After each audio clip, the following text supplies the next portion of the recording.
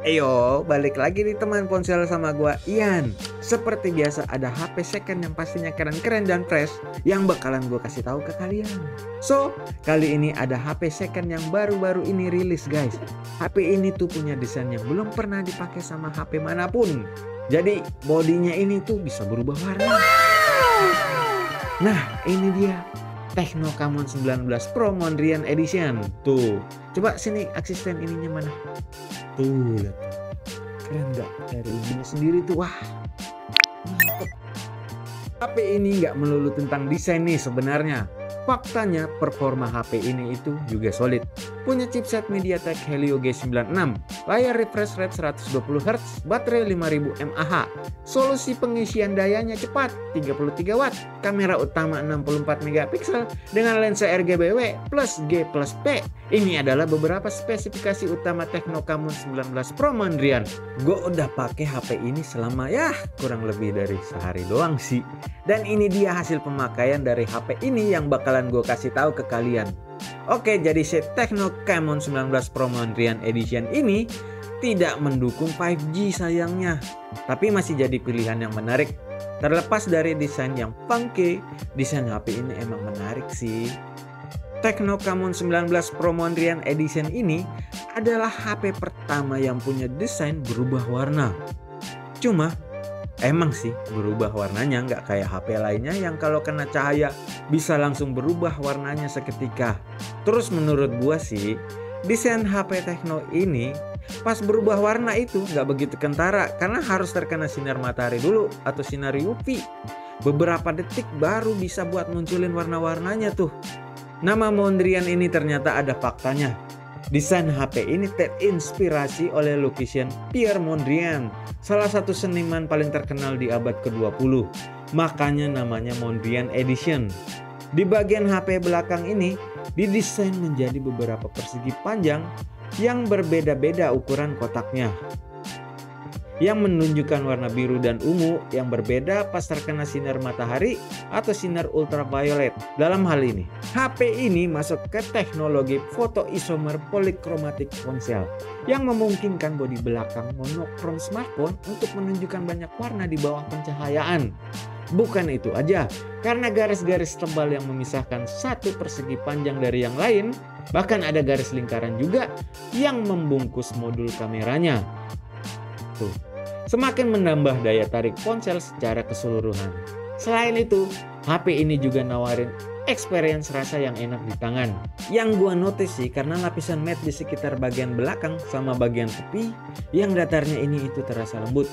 Meskipun demikian, gue tetap ngerasa kalau Tecno Camon 19 Pro Mondrian Edition ini sedikit besar.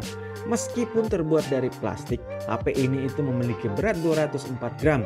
Yang nggak terlalu berat sih, tapi bisa membuat pergelangan tangan kalian ini lelah jika kalian suka menonton film atau acara-acara TV di HP. Modul kameranya tuh melingkar. HP ini juga menjorok keluar dari bingkai dan membuat HP ini tuh bergoyang-goyang pas diletakin di permukaan yang rata. Untuk kalian yang pengen ganti-ganti HP, ya bisa di sini. Banyak opsinya kok. Banyak HP-HP second yang bagus dan menarik. Kualitasnya oke juga.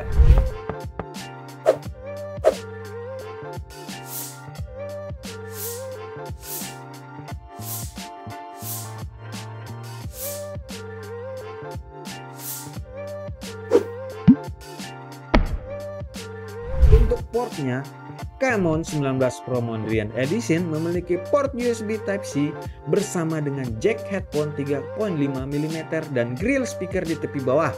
Pemindai sidik jari ada di bagian kanan HP-nya yang juga berfungsi untuk tombol power. Untuk layarnya sendiri memiliki layar 6,8 inci dengan resolusi FHD+ dan refresh rate-nya udah mendukung di 120Hz. Layar ini juga punya sertifikasi cahaya biru rendah TUV Rhineland. Cuma emang sayangnya panelnya ini masih jenis LCD jadinya nggak punya rasio kontras tinggi dan hitam pekat yang biasanya ada di panel AMOLED. Tapi menurut gua sih layarnya cukup cerah dan nawarin sudut pandang yang asik juga. Gua nggak memiliki masalah pakai HP ini di bawah sinar matahari langsung. Gue juga nikmatin menonton film di Netflix dan acara TV di HP ini.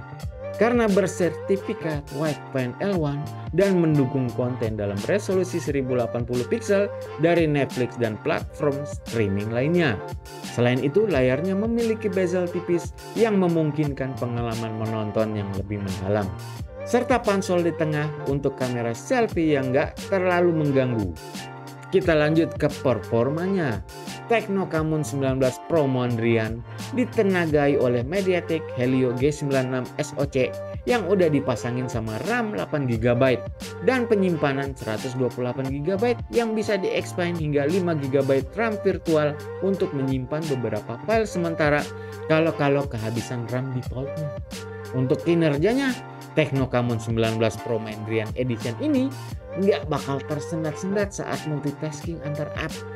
Selain itu, HP ini tuh nggak ketinggalan buat mainin game-game menengah sampai yang berat. Mainin game Asphalt 9 Legend pun masih enak banget, dia lancar. Untuk game kelas berat sekelas Genshin Impact masih bisa dimainin lah di level rendah sampai menengah. Dan frame rate-nya tuh masih lumayan terjaga. Lumayan ini. HP ini juga punya skor yang layak dalam tes benchmark. Di Antutu benchmarknya itu lumayan. Coba lihat nih. Tuh. Nah, emang si SoC G96 terasa agak ketinggalan zaman sekarang dan chipset ini telah digantikan oleh SoC G99. Tapi sejujurnya, kedua chipset ini menawarkan performa yang gak jauh-jauh amat, dia serupa. Cuma bedanya Helio G99 SoC memiliki keunggulan atas Helio G96 SoC dalam tes benchmark. Itu doang sih, kalau dirasain mah sama, cuma nilai skornya aja yang bedain. Sekarang nih, untuk kameranya nih. Tecno Camon 19 Pro Mondrian Edition memiliki 3 kamera di belakangnya, termasuk sensor utama 64MP RGBW plus G plus P yang menggunakan sensor putih daripada sensor hijau untuk menangkap lebih banyak cahaya. Sensornya ini disertai dengan lensa potret atau telefoto 50MP dengan zoom 30 kali atau 2 kali optik dan sensor 2MP. HP ini menggunakan sensor 32MP untuk selfie dan video call-nya. Sensor HP ini punya hasil foto yang detail dalam kondisi cerah maupun mendung.